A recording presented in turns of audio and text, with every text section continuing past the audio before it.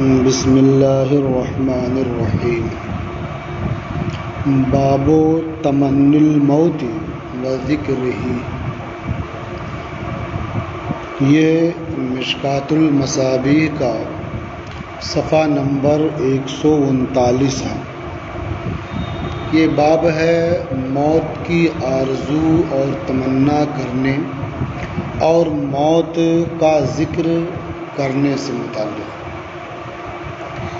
موت کی آرزو کرنا، موت کی تمنا کرنا دو وجہوں سے ہو سکتا ہے۔ اگر آدمی موت کی آرزو کرتا ہے اس لیے کہ وہ دنیا میں پریشان حال ہے، سخت بیماری میں مبتلا ہے، یا مفلوق الحال ہے، یا دشمنوں کا اسے خوف ہے، یا کسی بھی طرح سے دنیاوی مسائل میں الجھا ہوا اور اس سے بچنے کے لیے موت کی تمنا کرتا ہے، تو یہ تمنا کرنا ناپسندیدہ ہے، مکروہ ہے۔ لیکن اگر کوئی بندہ موت کی تمنا کرتا ہے کہ رب کی بارگاہ میں حاضری ہوگی، نبی آخر الزمان صلی اللہ تعالیٰ علیہ وسلم کی زیارت ہوگی، تو اس طرح سے وہ موت کی آرزو اور تمنا کرتا ہے تو یہ اس کے لیے جائز ہے اور یہ پسندیدہ ہے۔ پہلی آرزو یہ ناپسندیدہ اس لیے ہے کہ اس سے ظاہر یہ ہے کہ بندہ اللہ تعالیٰ کے فیصلے پر خوش نہیں ہے۔ جب اللہ تعالیٰ نے اس کے مقدر میں وہ مصیبت، وہ پریشانی رکھی ہے تو گویا اس سے وہ گھبرا رہا ہے اور موت کے ذریعہ اس سے نجات چاہتا ہے، اس لیے ناپسندیدہ ہے۔ اور دوسری صورت میں پسندیدہ اس لیے ہے کہ وہ اللہ تبارک و تعالیٰ کے ہر فیصلے سے راضی ہے، بلکہ اس سے ملاقات کا وہ اتنا شوق رکھتا ہے کہ وہ پہلے ہی جانا چاہتا ہے، اس لیے وہ پسندیدہ ہے۔ دوسری چیز ہے موت کے ذکر کا بیان، ذکر کا پابند۔ ایک ہے زبان سے موت کا تذکرہ کرنا، وہ مراد نہیں ہے، بلکہ موت کے ذکر سے مراد یہ ہے کہ جو اس کے تقاضے ہیں اس پر عمل کرنا۔ موت کے ذکر کا تقاضا یہ ہے کہ آدمی اسے ہمیشہ ذہن میں رکھے اور یہ مان کر کے چلے کہ اسے دنیا چھوڑ کر کے جانا ہے، تو وہ دنیا سے دل نہ لگائے، دنیا سے وہ محبت نہ کرے۔ یہ ہے موت کے ذکر کرنے کا مطلب۔ اسی لیے بعض احادیث میں صاف مذکور ہے کہ لذتوں کو توڑ دینے والی چیز کا ذکر کرو، وہ ہے کیا؟ موت۔ تو گویا موت کا ذکر کب ہوگا صحیح؟ جب لذتیں اس سے دنیا کی ختم ہو جائیں، آدمی اس سے کنارہ کش ہو جائے۔ اور اگر وہ دنیا کی لذتوں میں پھنسا چلا جا رہا ہے اور موت کا زبان سے ذکر کر رہا ہے تو یہ قساوت قلبی کی دلیل ہے۔ اس کا مطلب یہ ہوا کہ اس کا دل سخت ہو گیا ہے، اب وہ موت کی یاد کرنا صرف زبان کی ایک ورزش ہے، اس کے علاوہ کچھ نہیں۔ تو یہاں موت کی یاد سے مراد کیا ہے؟ جو اس کے تقاضے ہیں اس پر عمل کرنا۔ تو فرمایا باب تمنی الموت و ذکرہ، موت کی تمنا کرنے اور اسے یاد کرنے کا باب۔ الفصل الاول عن ابی ہریرہ قال، پہلی فصل حضرت ابو ہریرہ رضی اللہ تعالی عنہ سے مروی ہے، فرمایا قال رسول اللہ صلی اللہ علیہ وسلم لا یتمنی احدکم الموت، اللہ کے رسول صلی اللہ تعالی علیہ وسلم نے ارشاد فرمایا تم میں سے کوئی موت کی تمنا نہ کرے، موت کی آرزو نہ کرے۔ اما محسنا فلعلہ ان یزداد خیرا، یا تو وہ نیکوکار ہوگا، یعنی جو موت کی تمنا کر رہا ہے یا تو وہ نیک ہوگا، محسن ہوگا، تو ہو سکتا ہے کہ اس کی زندگی خیر میں اضافہ کرے، یعنی وہ شخص خیر میں آگے بڑھ جائے تو زندگی زیادہ ملے گی، تو نیک عمل زیادہ کرنے کا موقع ملے گا، تو ہو سکتا ہے کہ وہ نیکی میں بڑھ جائے، یعنی اس کی نیکیاں اور زیادہ ہوں گی۔ تو اما محسنن اما ان یکون محسنن، یا تو وہ احسان کرنے والا ہوگا، نیک ہوگا، فلعلہ ان یزداد خیرا، تو ہو سکتا ہے کہ وہ نیکیوں میں بڑھ جائے، یعنی وہ اور زیادہ نیک کام کر لے۔ وَإِمَّا مُسِيئًا، اور یا تو وہ بندہ گنہگار ہوگا، برا ہوگا، فَلَعَلَّهُ أَن يَسْتَعْتِبَ، تو ہو سکتا ہے کہ وہ توبہ کے ذریعہ اللہ کی رضا حاصل کر لے۔ اتنا لمبا معنی کیسے ہو رہا ہے یستعتبہ کا، کہ توبہ کے ذریعہ اللہ کی رضا حاصل کر لے؟ اصل اس میں عتاب کا مفہوم ہے، اسی عتاب کو جب باب افعال سے لاتے ہیں تو کبھی سلب ماخذ ہوتا ہے، تو عتاب کی نفی ہوئی، اور جب اسی کو استفعال میں لے گئے تو اسی عتاب کی نفی کا مطالبہ ہوا، سمجھ رہے نا؟ تو اس دور سے اس کا معنی یہ ہوگا کہ عتاب کی نفی کیسے چاہے گا بندہ کہ عتاب کی نفی ہو جائے؟ جب اپنے گناہوں سے توبہ کر لے گا، ظلم کو روک دے گا، رب کی بارگاہ میں رجوع کرے گا، تو جو عتاب آنا تھا اسے ختم کرنے کا مطالبہ ہوا، چاہنا ہوا، اسے طلب کرنا ہوا۔ تو اسی لیے استعتبہ کا معنی کیا کیا جا رہا ہے کہ وہ توبہ کے ذریعہ اللہ کی رضا طلب کرے یا مظالم کو روک کر کے اللہ کی خوشنودی حاصل کر لے۔ تو گویا دونوں صورتوں میں بندے کے لیے فائدے کی امید ہے، اس لیے اسے موت کی تمنا نہیں کرنی چاہیے۔ نیک ہے تو نیکیاں میں وہ بڑھ جائے گا، نیکیاں اس کی زیادہ ہو جائیں گی، برا ہے تو اندازہ ہے کہ وہ توبہ کر لے گا تو پھر وہ نیک ہو جائے گا۔ رواہ البخاری، اسے امام بخاری نے روایت کیا۔ اب یہاں کوئی یہ شبہ کر سکتا ہے کہ اس کا الٹا بھی تو ہو سکتا ہے، یعنی جو نیک ہے وہ برا ہو جائے اور جو برا ہے وہ نیک ہو جائے۔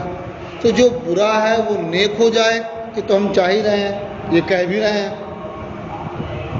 آخر میں اما مسیئن فلعلہ ان یستعتبہ، تو جو برا ہے تو ہو سکتا ہے کہ وہ نیک ہو جائے، یعنی اللہ کی رضا طلب کرے توبہ کے ذریعہ، یہ تو ہم کہہ ہی رہے ہیں۔ اور جو اچھا ہے وہ ہوستا برا ہو جائے تو نقصان ہو جائے گا۔ کہتے ہیں کہ جو اچھا ہے تو اس کا مطلب یہ ہے کہ وہ مومن ہے، اور مومن کے بارے میں حکم یہ ہے کہ اچھا گمان رکھو، ان کے بارے میں برا گمان نہ رکھو۔ تو جو اس کا حال ہے تو اس سے امید یہی ہے کہ آئندہ وہ اس سے بہتر عمل کرے گا، کام کرے گا، اور وہاں بھی جو حال سے بہتر کی امید ہے اسی لیے کہ وہ مومن ہے۔ جب مومن ہے تو ممکن ہے کہ اللہ تعالیٰ اسے توفیق عطا فرمائے اور وہ توبہ استغفار کر لے۔ وعنہ قال، اور انہی سے یعنی حضرت ابو ہریرہ سے مروی ہے، فرمایا قال رسول اللہ صلی اللہ علیہ وسلم لا یتمنى احدکم الموت، اللہ کے رسول صلی اللہ تعالی علیہ وسلم نے ارشاد فرمایا تم میں سے کوئی شخص موت کی تمنا نہ کرے، موت کی آرزو نہ کرے، ولا يدعو به من قبل ان یأتیہ، اور موت آنے سے پہلے موت کی دعا نہ کرے، جو موت کا مقررہ وقت ہے اس کے آنے سے پہلے موت کی دعا نہ کرے۔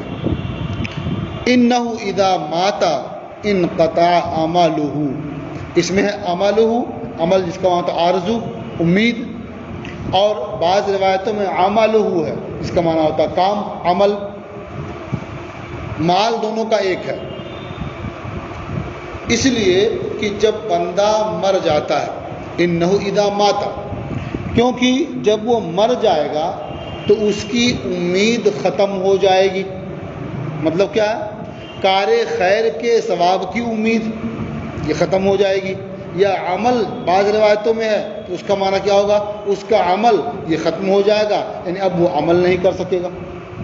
تو یا تو یہ کہیں کہ اب وہ عمل نہیں کر سکے گا، یا یہ کہیں کہ کسی نئے عمل کے ثواب کی امید ختم ہو جائے گی اس اس لیے کہ جب وہ مر جائے گا تو اس کی امید منقطع ہو جائے گی، ختم ہو جائے گی۔ وَإِنَّهُ لَا يَزِيدُ الْمُؤْمِنَ عُمْرُهُ إِلَّا خَيْرًا، اور مومن کی عمر مومن کو خیر میں ہی بڑھاتی ہے، مومن کی عمر مومن کو خیر میں بڑھاتی ہے، یعنی عمر اس کی لمبی ہوتی ہے تو نیکیاں زیادہ کرتا ہے، خیر میں اضافہ ہو جاتا ہے۔ رواہ مسلم، اسے امام مسلم نے روایت کیا ہے۔ اب سوال یہاں بھی ہوگا کہ بہت سے مومن تو ایسے ہیں، ایمان والے ہیں، جتنی لمبی عمر ہوتی ہے اتنے زیادہ گناہ کرتے ہیں۔ تو یہاں مومن سے مراد ہے مومن کامل۔ جب مومن کامل ہوگا تو وہ گناہ نہیں کرے گا، اب اس کی عمر جتنی لمبی ہوگی تو نیک کام ہی کرتا جائے گا نا، تو اس کی نیکیوں میں خیر میں اضافہ ہوتا ہی جائے گا۔ وعن انس قال، اور حضرت انس سے مروی ہے، فرمایا قال رسول اللہ صلی اللہ علیہ وسلم لا يتمنین احدکم الموت من ضر اصابہ، اللہ کے رسول صلی اللہ تعالی علیہ وسلم نے ارشاد فرمایا کہ ہرگز تم میں سے کوئی موت کی تمنا نہ کرے اس تکلیف کی وجہ سے جو اسے لاحق ہو۔ فَإِنْ كَانَ لَا بُدَّ فَاعِلًا، تو اگر اسے تمنا کرنا ضروری ہی ہو، یعنی دل ہی نہ مان رہا بغیر آرزو کیے اس کی، فَلْيَقُلْ، تو اس طرح سے وہ آرزو کرے، اللہم احینی ما کانت الحیات خیرا لی، اے اللہ تو مجھے زندہ رکھ جب تک زندگی میرے حق میں بہتر ہو، وتوفنی اذا کانت الوفات خیرا لی، اور مجھے وفات عطا فرما جب وفات میرے حق میں بہتر ہو۔ تو یہاں آرزو تو ہوئی، لیکن یہ اس طرح کی آرزو یہ مضر نہیں ہے، یعنی کرنا ضروری ہی ہو تو اس طرح سے کرے۔ متفق علیہ، یہ حدیث متفق علیہ۔ وعن عبادہ بن الصامت قال، اور حضرت عبادہ ابن صامت سے مروی ہے، فرمایا قال رسول اللہ صلی اللہ علیہ وسلم من احب لقاء اللہ احب اللہ لقاءہ، اللہ کے رسول صلی اللہ تعالی علیہ وسلم نے ارشاد فرمایا کہ جو اللہ کی ملاقات پسند کرتا ہے تو اللہ اس کی ملاقات کو پسند کرتا ہے، یا جو اللہ سے ملنے کو محبوب رکھتا ہے تو اللہ بھی اس سے ملنے کو محبوب رکھتا ہے۔ ومن کرہ لقاء اللہ کرہ اللہ لقاءہ، اور جو اللہ سے ملنے کو ناپسند کرتا ہے تو اللہ اس سے ملنے کو ناپسند فرماتا ہے۔ فقالت عائشہ او بعض ازواجہ، تو ام المومنین حضرت عائشہ رضی اللہ تعالی عنہا نے فرمایا، یا حضور کی بعض ازواج نے فرمایا، یعنی راوی کو شک ہو گیا کہ وہی تھی یا کوئی دوسری زوجہ مطہرہ تھی۔ کیا فرمایا، کیا عرض کیا، انا لنکرہ الموت، یعنی ہم تو یقیناً موت کو ناگوار سمجھتی ہیں، ناپسند کرتی ہیں۔ تو موت کا ذکر کہاں سے بیچ میں آ گیا؟ بات تو اللہ سے ملنے کی تھی نا، تو چونکہ موت کے بغیر ملاقات نہیں ہوگی تو موت کو ناپسند کرنا گویا ملاقات کو ناپسند کرنا ہے، اور موت کو پسند کرنا اس کے بعد ہی ملاقات ہوگی گویا ملاقات کو پسند کرنا ہے۔ اس لیے کہ جب کوئی چیز عزیز ہوتی ہے تو اس راہ میں پیش آنے والی ساری مشکلات بھی عزیز ہو جاتی ہیں، پھر مشکلات نہیں رہ جاتی ہیں بلکہ وہ بہتر لگنے لگتی ہیں، آسان معلوم ہونے لگتی ہیں۔ تو انہوں نے یہ خیال کیا کہ ہم تو موت کو ناپسند کرتے ہیں، اس کا مطلب اللہ سے ملاقات کو نہیں پسند کر رہے ہیں۔ تو انہوں نے عرض کیا انا لنکرہ الموت، یقیناً ہم تو موت کو ناپسند کرتے ہیں۔ قال لیس ذالک، تو حضور نے ارشاد فرمایا کہ جو تم سمجھ رہی ہو وہ نہیں ہے، فرمایا لیس ذالک، وہ بات نہیں ہے جو تم سمجھ رہی ہو، یعنی ایسے موت کو پسند کرنا یا ناپسند کرنا یہ مراد نہیں ہے۔ پھر کیا مراد ہے؟ تو حضور نے ارشاد فرمایا وَلَكِنَّ الْمُؤْمِنَ إِذَا حَضَرَهُ الْمَوْتُ، لیکن مومن کے جب مرنے کا وقت قریب آتا ہے، اذا حضرہ الموت، جب موت اس کے پاس حاضر ہوتی ہے، یعنی اس کی موت کا وقت آ جاتا ہے، بشرا برضوان اللہ و کرامتہ، تو اسے اللہ کی خوشنودی اور اس کی کرامت کی خوشخبری دی جاتی ہے، یعنی اللہ تبارک و تعالیٰ راضی ہے اور اللہ تعالیٰ کی جانب سے جو انعام و اکرامات ہیں اس کی خوشخبری دی جاتی ہے۔ فَلَيْسَ شَيْءٌ أَحَبَّ إِلَيْهِ مِمَّا أَمَامَهُ، تو اس وقت کوئی چیز اس بندے کو اس سے زیادہ عزیز نہیں ہوتی ہے جو اس کے سامنے ہے۔ سامنے کیا ہے؟ موت۔ تو موت سے زیادہ کوئی دوسری چیز اسے عزیز نہیں ہوتی ہے، محبوب نہیں ہوتی ہے۔ فَأَحَبَّ لِقَاءَ اللَّهِ وَأَحَبَّ اللَّهُ لِقَاءَهُ، تو وہ بندہ اللہ سے ملنے کو پسند کرتا ہے اور اللہ اس بندے کی ملاقات کو پسند فرماتا ہے۔ یعنی اس وقت چونکہ اس کے سامنے اللہ کی ملاقات ہوتی ہے کہ اللہ اس سے راضی ہے اور اللہ کی جانب سے ہونے والے انعام و اکرامات پیش نظر ہوتے ہیں، اب اس کے راستے میں موت کیا رکاوٹ ہے، اس لیے وہ موت کو پسند کرنے لگتا ہے، بلکہ سب سے زیادہ اس وقت موت ہی عزیز ہوتی ہے۔ وَإِنَّ الْكَافِرَ إِذَا حَضَرَ بُشْرَ بِعَذَابِ اللَّهِ وَعُقُوبَتِهِ، اور کافر کی موت کا وقت جب قریب ہوتا ہے، اس کی موت کا وقت آ جاتا ہے، تو اسے اللہ کے عذاب اور اس کی عقوبت کی خوشخبری دی جاتی ہے۔ تو یہاں بشرا کہنا بس یہ یا تو مناسبت کے لیے ہے کہ بشرا پہلے بھی کہا گیا ہے، بشرا یہاں بھی کہا گیا ہے، یا یہ اس کے ساتھ ایک طرح سے اسے اذیت دینا ہے، تکلیف پہنچانا ہے کہ اب تک وہ نافرمانی کرتا رہا، یہ خوشخبری لو۔ سنیں تو کبھی کبھی ہوتا ہے کہ تکلیف دہ چیز کو خوشخبری سے تعبیر کر دیا جاتا ہے، ایک طرح سے اس کے لیے اذیت ہوتی ہے، تو اسے اللہ کے عذاب اور اس کی عقوبت کی خوشخبری دی جاتی ہے۔ فَلَيْسَ شَيْءٌ أَكْرَهَ إِلَيْهِ مِمَّا أَمَامَهُ، تو اسے اس سے زیادہ کوئی چیز ناپسند نہیں ہوتی ہے جو اس کے سامنے ہے، یعنی موت۔ اس وقت اسے سب سے بری اور سب سے ناپسند جو ہے موت ہی معلوم ہوتی ہے۔ وَكَرِهَ لِقَاءَ اللَّهِ، تو وہ اللہ سے ملنے کو ناپسند کرتا ہے، وَكَرِهَ اللَّهُ لِقَاءَهُ، اور اللہ اس سے ملنے کو ناپسند فرماتا ہے۔ متفق علیہ، یہ حدیث متفق علیہ۔ وفی روایت عائشہ والموت قبل لقاء اللہ، اور ام المومنین حضرت عائشہ کی روایت میں یہ بھی ہے کہ اور اللہ کی ملاقات سے پہلے موت ہے، تو اللہ سے ملنا چاہتا بندہ تو موت اس سے پہلے ہے، اس سے ملنا ہی پڑے گا، اور اللہ سے ملنا نہیں چاہتا ہے تو اس سے پہلے موت ہے تو اس سے ملنا نہیں چاہے گا، کیونکہ مل گئے اس سے تو پھر ملاقات ہوگی اللہ سے۔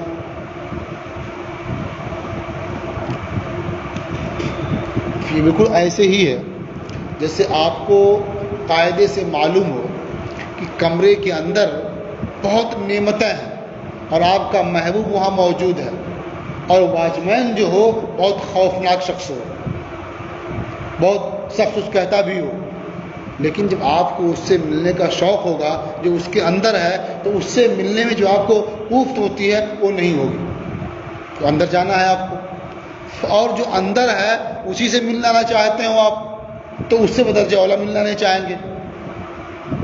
اسے معلوم ہے کہ اس سے اگر ملے تو اندر گئے، اس لیے بندہ جو اللہ سے نہیں ملنا چاہتا ہے، اس کے عذاب سے ڈرتا ہے، وہ عقوبت سے ڈرتا ہے، تو پھر وہ موت سے بہت دور بھاگنا چاہتا ہے۔ لیکن جس کے سامنے اللہ تعالیٰ کی نعمتیں ہوتی ہیں اور اللہ تعالیٰ کا دیدار ہوتا ہے، اس کی خوشنودی ہوتی ہے، تو وہ ملنا چاہتا ہے، اس راہ میں جو مشکلات ہیں اس کے لیے آسان ہو جاتی ہیں۔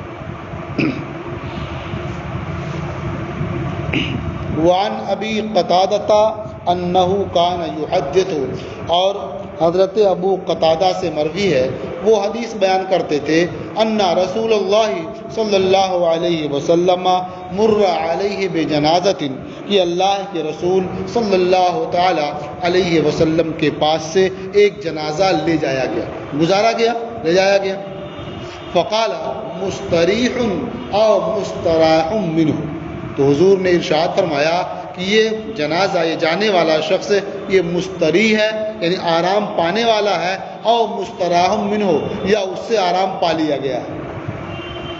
فقالوا یا رسول اللہ مل مستریح والمستراح منہ، صحابہ نے عرض کیا اے اللہ کے رسول یہ مستریح اور مستراح منہ کیا چیز ہے، یعنی اس کا مطلب ہم نے سمجھا نہیں، اس لیے بتانا یہ مستریح ہے یا مستراح منہ ہے یہ تو مشکل ہے ہمارے لیے، پہلے اس کا مطلب سمجھ میں آئے تو بتائیں پھر۔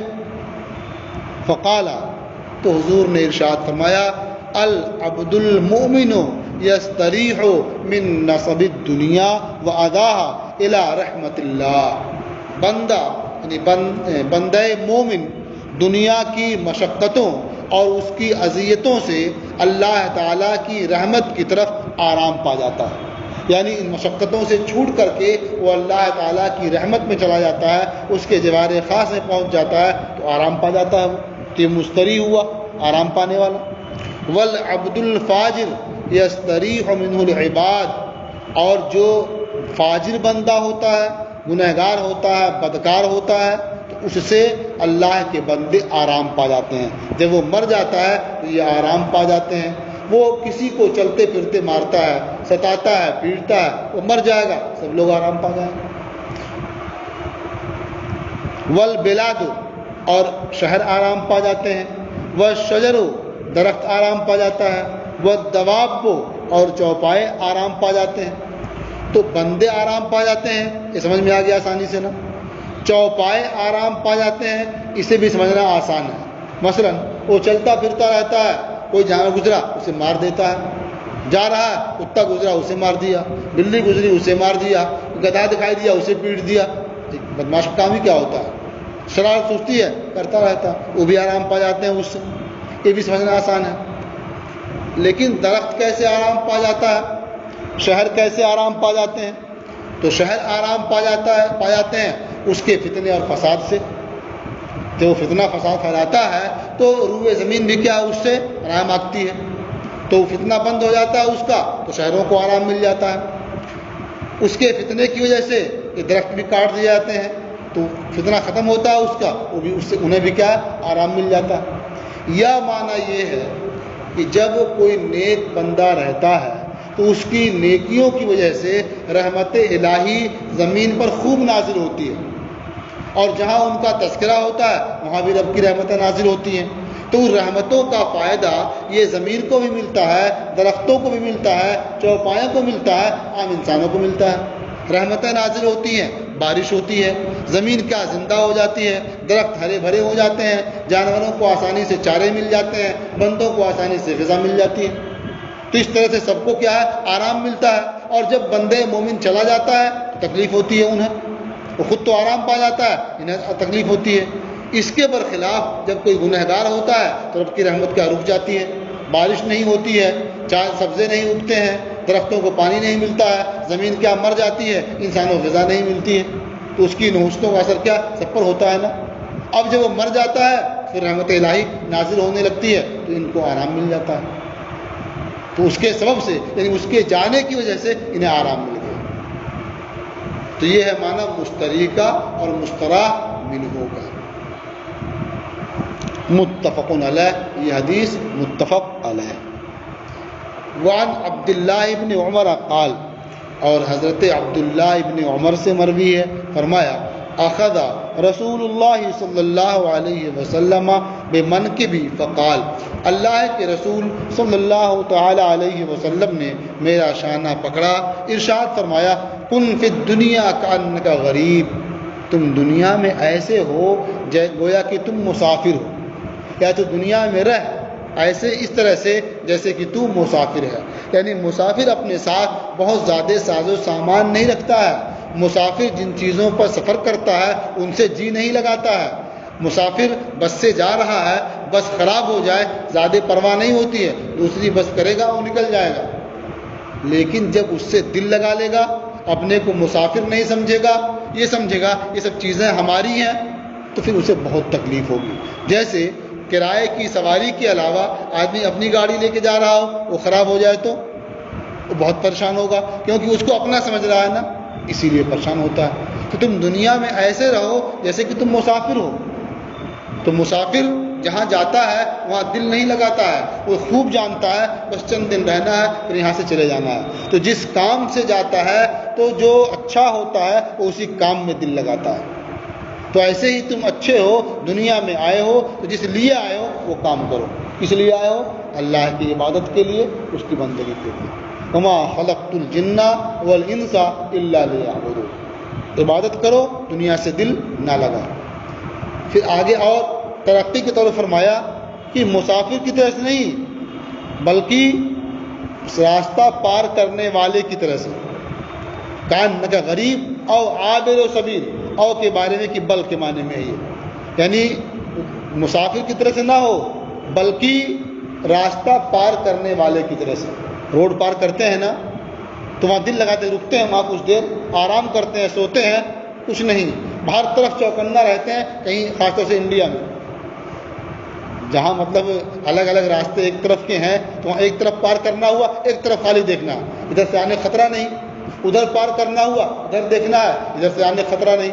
اور یہاں دونوں طرف سے آتے جاتے ہیں، وہاں دونوں طرف دیکھنا ہے اور ہوشیار رہنا پڑے گا. تو جس طرح سے وہ راستہ پار کرنے والا ہوشیار رہتا ہے، چوکنا رہتا ہے، ایسے ہی تم جب تک تمہاری زندگی ہے ہوشیار رہو، چوکنا رہو، غافل نہ ہو.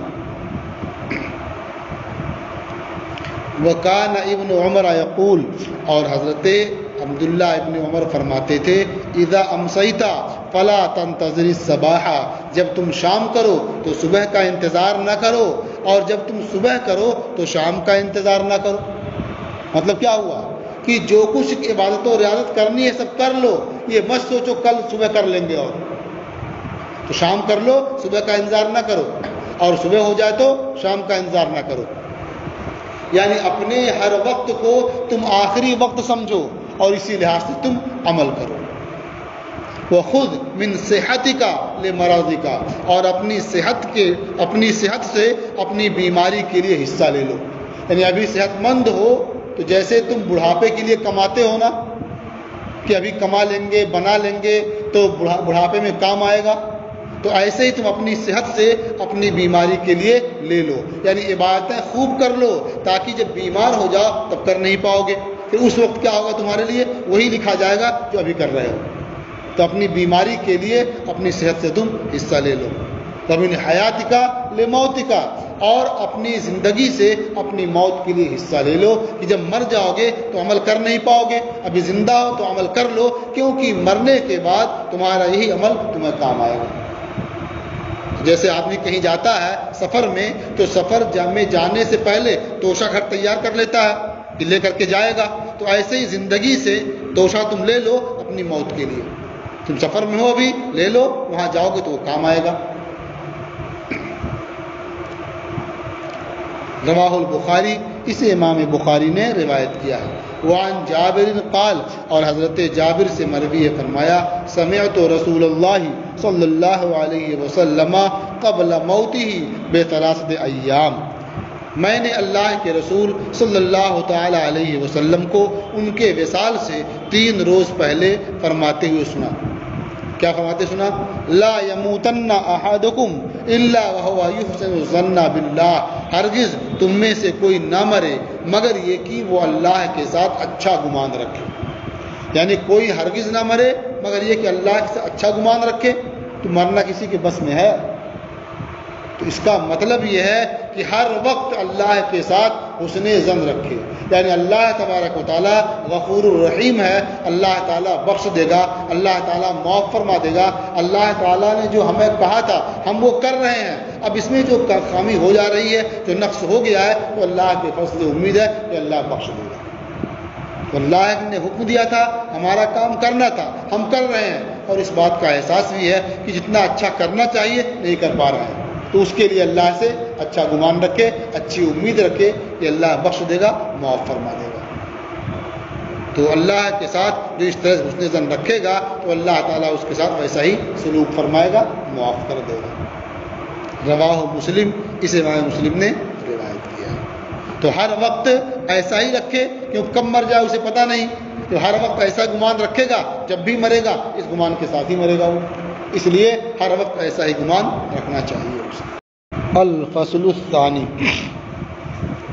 عن معاذ بن جبل قال، حضرت معاذ ابن جبل سے مروی ہے، فرمایا قال رسول اللہ صلی اللہ علیہ وسلم ان شئتم انبأتکم ما اول ما یقول اللہ للمؤمنین یوم القیامہ، اگر تم چاہو تو میں تمہیں بتا دوں پہلی وہ چیز کیا ہے جو اللہ تبارک و تعالی مومنین سے روز قیامت ارشاد فرمائے گا، وما اول ما یقولون لہ، اور پہلی وہ چیز کیا ہے جو بندے یعنی مومنین اللہ سے کہیں گے، یعنی پہلی بات اللہ یعنی اللہ پہلے مومنین سے کیا کہے گا اور مومنین سب سے پہلے اللہ سے کیا کہیں گے، کیا یہ دونوں باتیں بتا دوں؟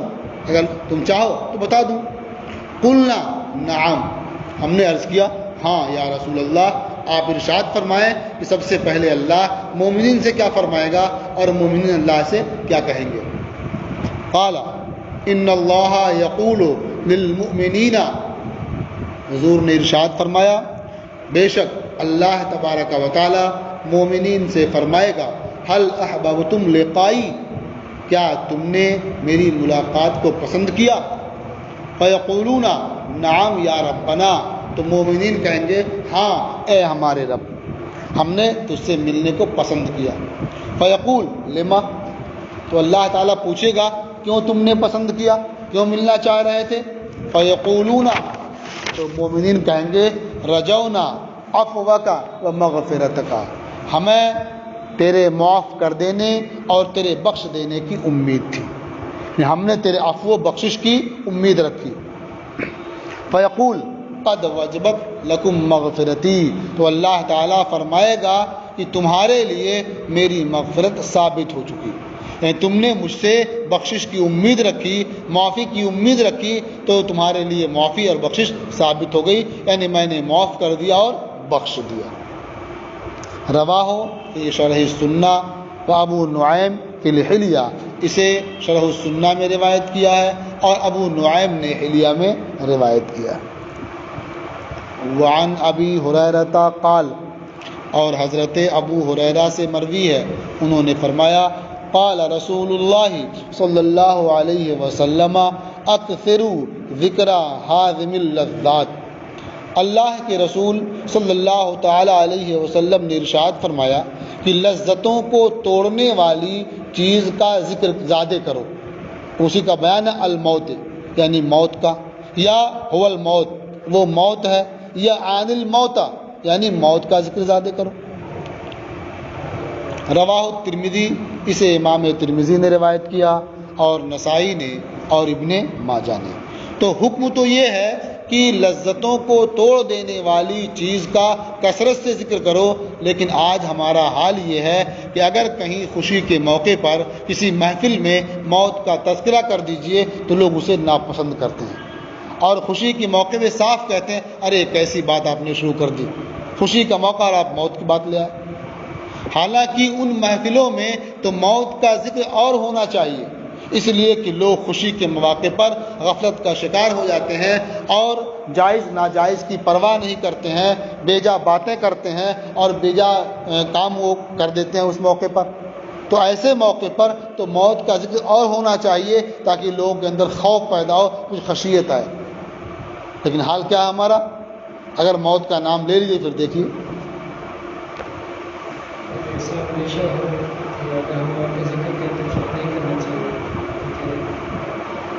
کیا ایک بات ہے کہ اگر کسی سنت میں کسی بات کریں گے تو ایسے موقع پر کہ لوگ اس کا ایسے مذاق اڑائیں گے، تو ہمیں اس معلوم ہے کہ لوگ مذاق اڑائیں گے، نہیں کرنا چاہیے۔ ہاں نہیں کرنا چاہیے، اس کو حکمت سے سامنے لانا چاہیے۔ آپ پہلے یہ تقریر کریں، یہ لوگوں کے ذہن میں ڈالنے کی کوشش کریں کہ حکم ہے شریعت کا کہ کثرت سے موت کا ذکر کیا جائے، یہ شریعت کا حکم ہے۔ جب ان کے دل میں یہ بات بیٹھ جائے گی، اب جب کبھی آپ ذکر کریں گے موت کا تو برا نہیں سمجھیں گے۔ تو آج چونکہ جو حالات بگڑ گئے ہیں، وجہ کیا ہے؟ کسی کو آپ نے موت پہ تقریر کرتے دیکھا ہے؟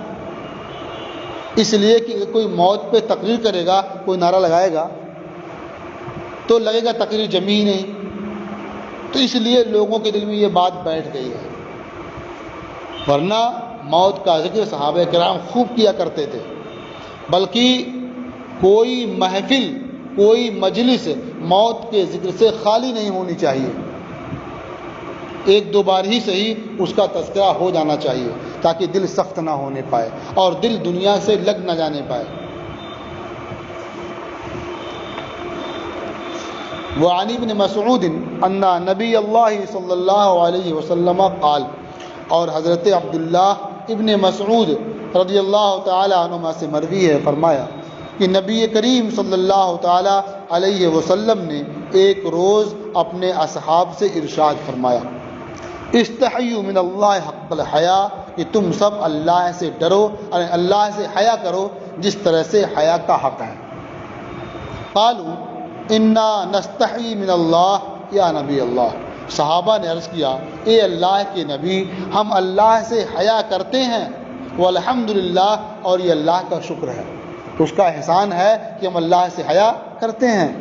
قال لیس ذالک، حضور نے ارشاد فرمایا کہ وہ مراد نہیں ہے جو تم سمجھ رہے ہو، ولکن من استحی من اللہ حق الحیا فلیحفظ الراس وما وعى، لیکن جو اللہ سے حیا کرے جس طرح سے حیا کا حق ہے تو اسے چاہیے کہ سر کی حفاظت کرے، وما وعى، اور جو سر نے جمع کیا ہے اس کی حفاظت کرے.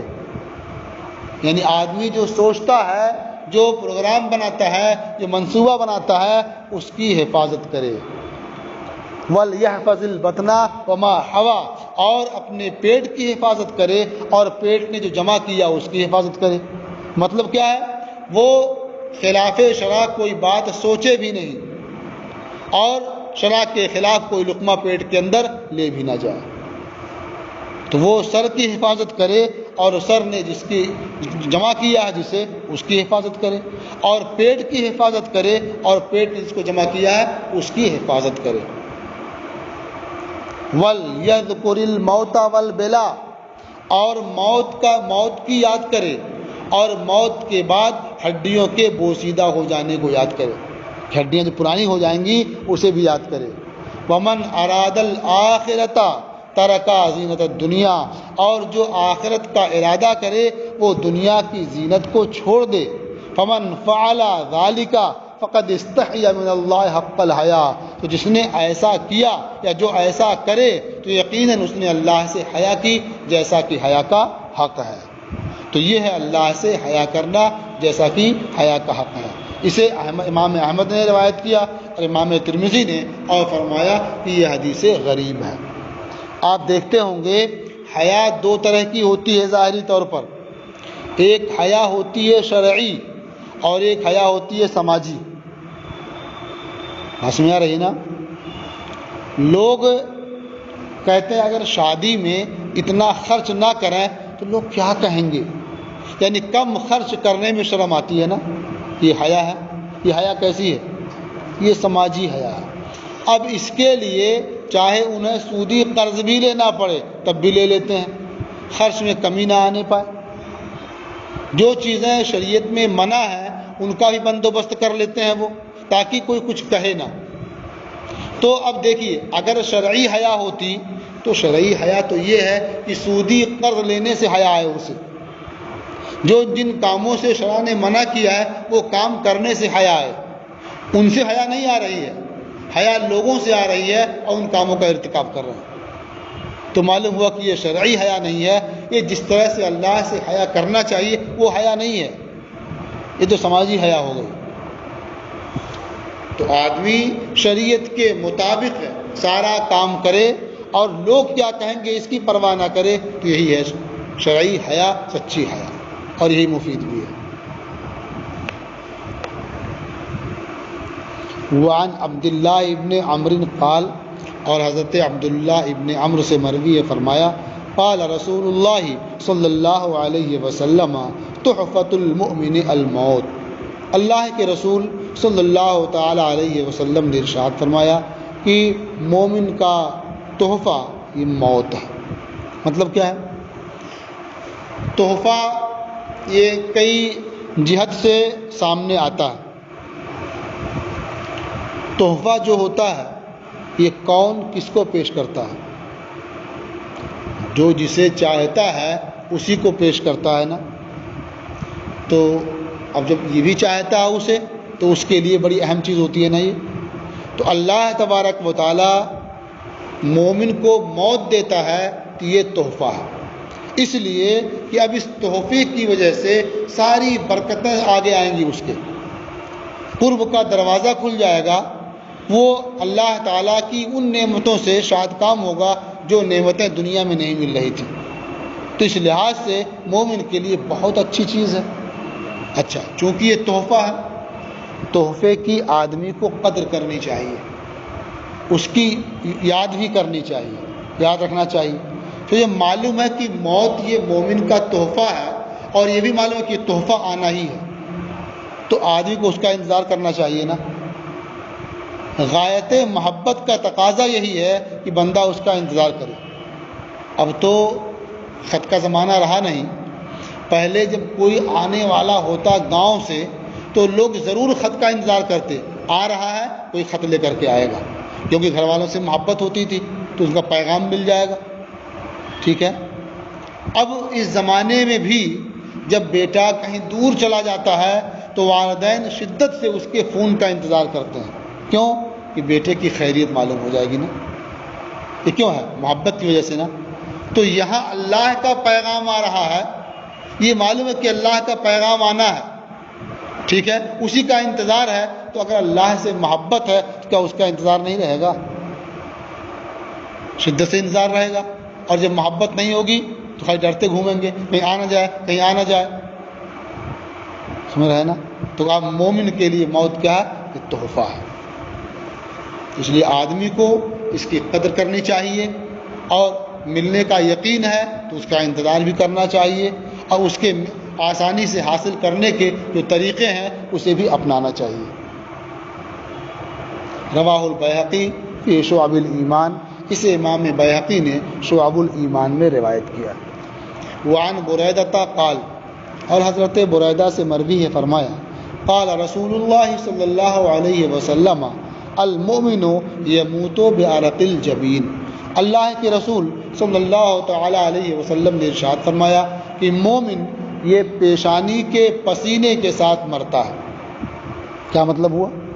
ایک ظاہری معنی یہ ہے کہ جب مومن کو موت آتی ہے تو اس کی پیشانی پر پسینے ہوتے ہیں۔ پیشانی پر پسینہ یہ کنایا ہے اس بات کی سے کہ اسے تکلیف بہت زیادہ ہوتی ہے موت کے وقت۔ یہ کیوں ہوتی ہے؟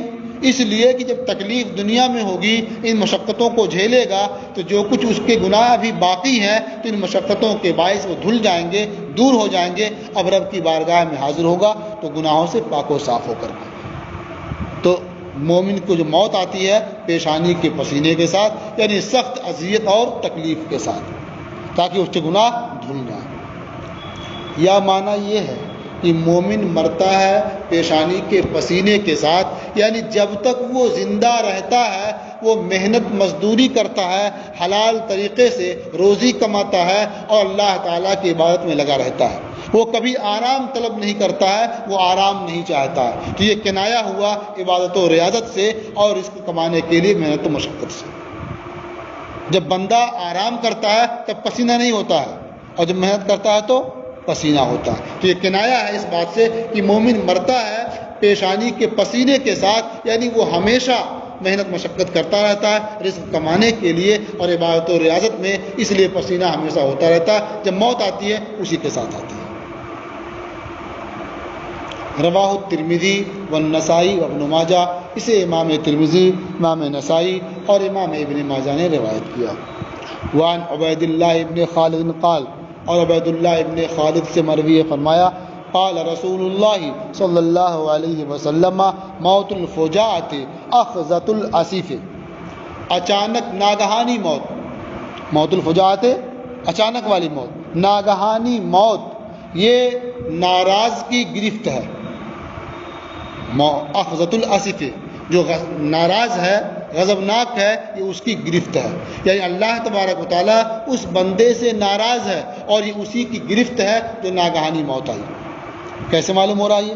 اس لیے کہ اللہ تعالیٰ نے اسے اتنا موقع بھی نہیں دیا کہ وہ رب کی بارگاہ میں اپنے گناہوں سے توبہ استغفار کر سکے۔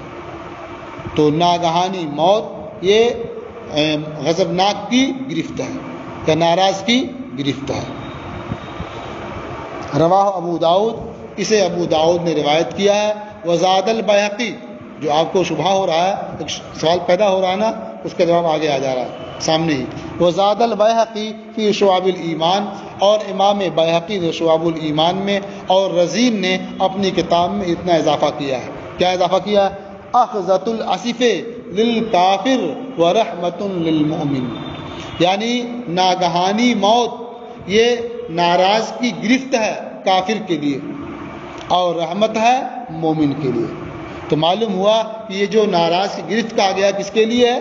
کافر کے لیے ہے، مومن کے لیے ایسا نہیں ہے۔ ہاں یہ تو اس میں دونوں دیا ہوا ہے، یہ اس میں چشمے تعارف نہیں دیا گیا اس میں۔ اسف کا بھی معنی وہی ہوگا جو اسف کا معنی ہے، لغتیں الگ الگ ہیں۔ اسف اصل صیغہ صفت معلوم ہوتا ہے، ہاں جو ناراض ہے، تو ایک ناراض کی گرفت۔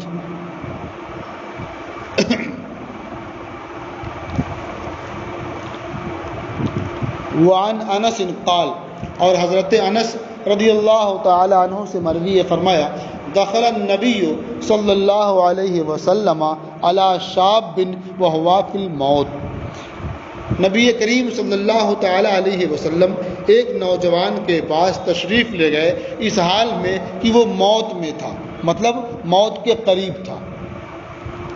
فقال کیف تجدک، حضور نے ارشاد فرمایا، پوچھا کہ تم اپنے کو کیسا پاتے ہو؟